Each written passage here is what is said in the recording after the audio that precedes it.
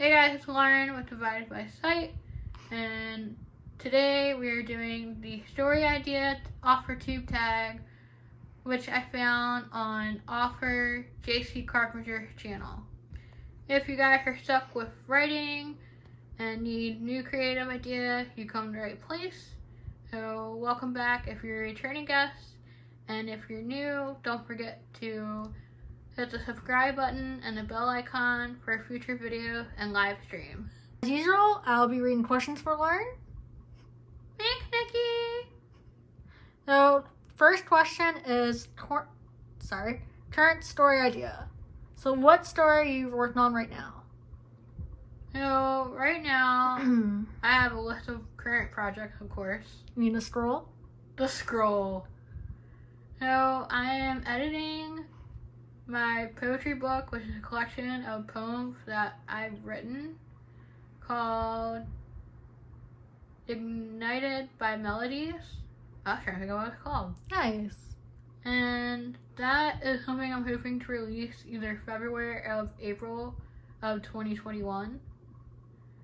And I am currently trying to edit and polish a short story I wrote called Secrecy and Toxicity. And the new project, my baby, is a collection of cute little ducklings called the Quacker Olympics. So it will be a collection of 10 either flash fiction or short stories of different characters with different disabilities participating in the Special Olympics. Aww. Oh my god, the cover for that is going to be like the cutest thing ever. Next question. Spark of inspiration. Do your story ideas start with your characters, plot, setting, or something else? Ooh. So sometimes it will be an idea that could end up being the MacGuffin or the plot, but definitely characters come to mind first.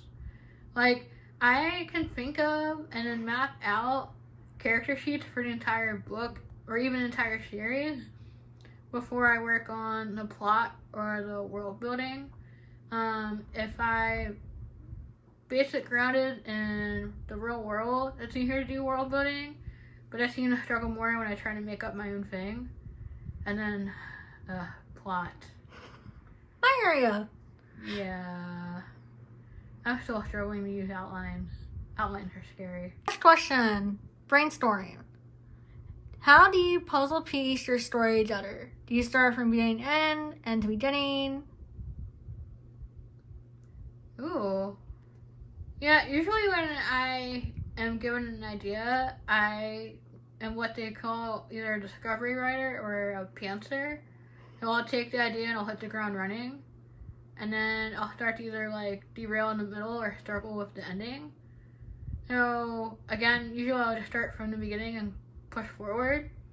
The only book I had an ending in mind was the short story, because it was originally for an anthology, so it had to fit a theme.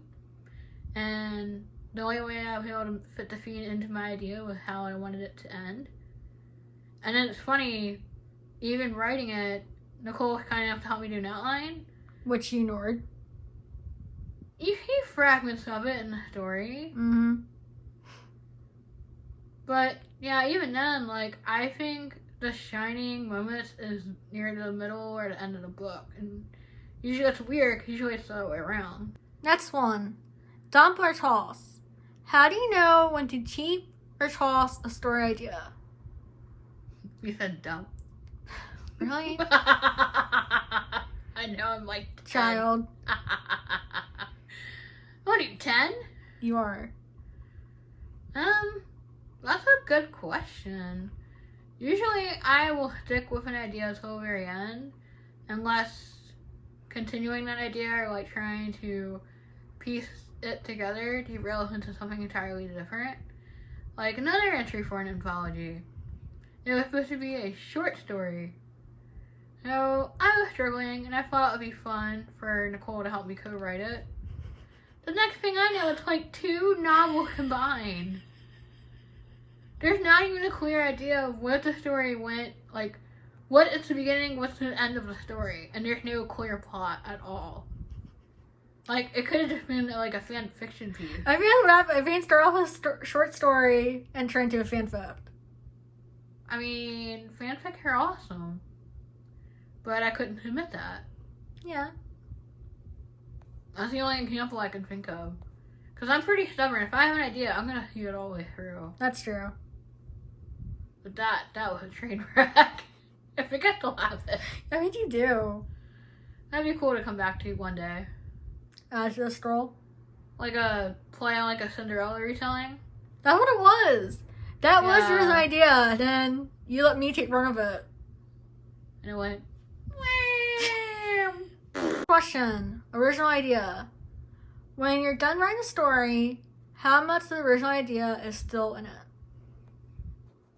Ooh.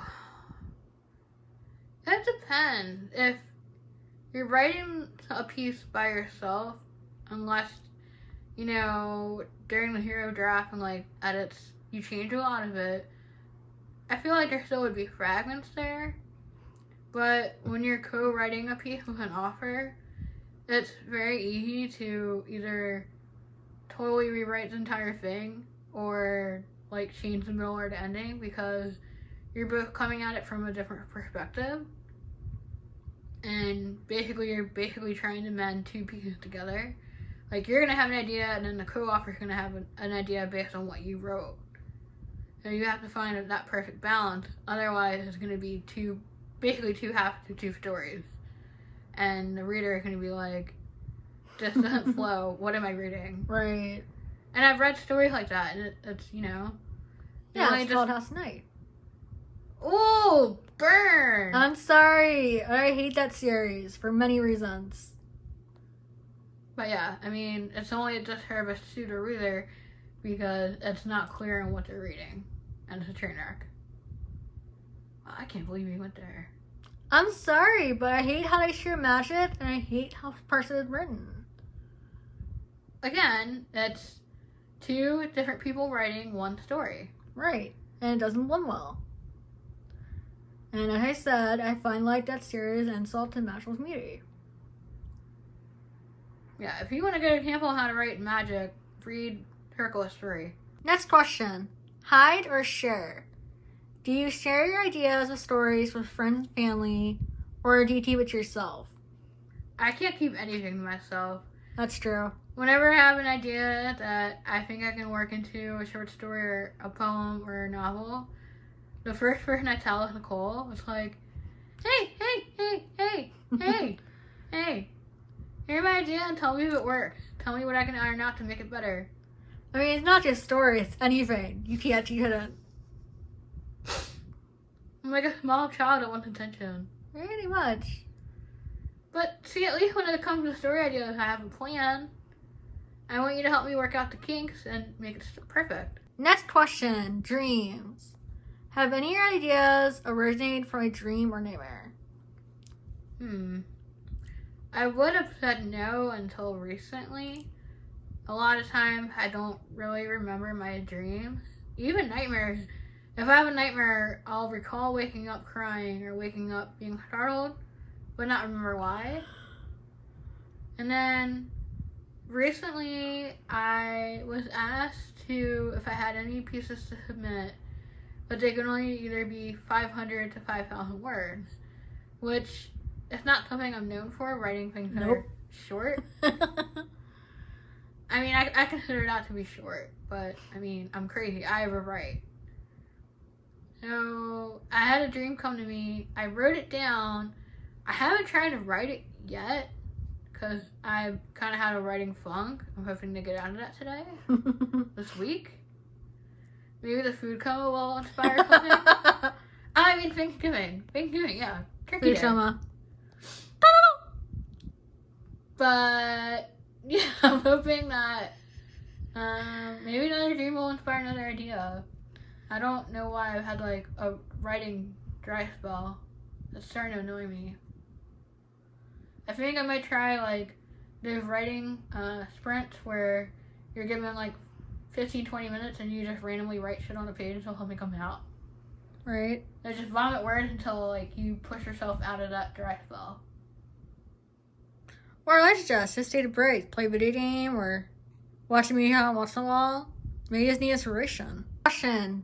Doppelganger. Have you ever had an idea for a story only to see it done in a show, book, or television show? I can't think of anything. I know you're thinking of an answer, but your turn to come in. Right then, next question. Big screen inspiration. Has anything you watch, either in television or movies, inspired scenes in your book or writing? Nothing comes to mind off the top of my head for like a specific scene and something that I've written. I think self-consciously, movie or shows that we watch repeatedly influence what we write because there's similar genres of movies and TV shows that we watch. I know a big thing is fairy tale retelling, and it's something that I want to take a stab at.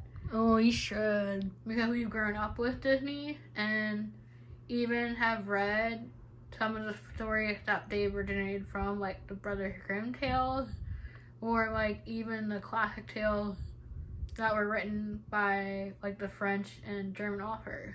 Right, like your favorite one's Little Mermaid, which is Hans Christian Andersen. Yep. But I think it'd be interesting to try and do retelling from a new perspective, because sometimes there's a trope of doing retelling where you like you're lazy and you do it in a different city, or you do it with a different gender, and that's not really a new adaptation to the story. Which reminds me, I have a story you're about to work on. Yay! Next question, nostalgia. What is the oldest or first story you remember writing down?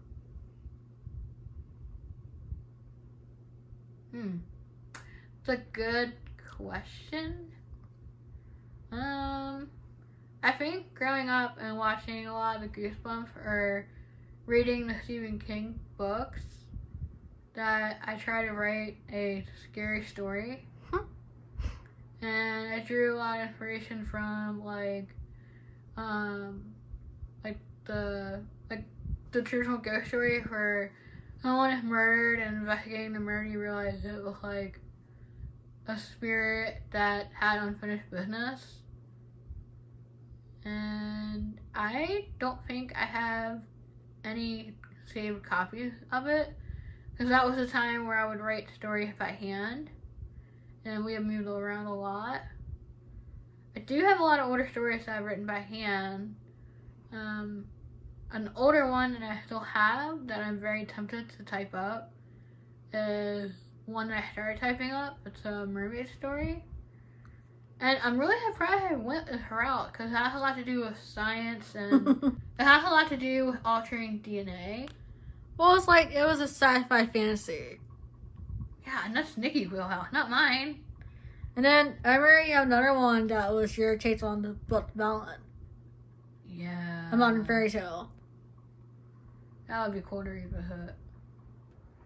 So, I hope you guys found this tag entertaining. I never get to the part of like tagging other authors and forcing them to do it. So, if you find the questions entertaining and you want to give it a try, go for it. If you tag me in it, I will definitely give it a watch. And don't forget to like and subscribe and hit the bell icon for future live streams and videos. There will be a live stream Friday after Thanksgiving at 3 p.m. Eastern. Enjoy the rest of your day. Bye!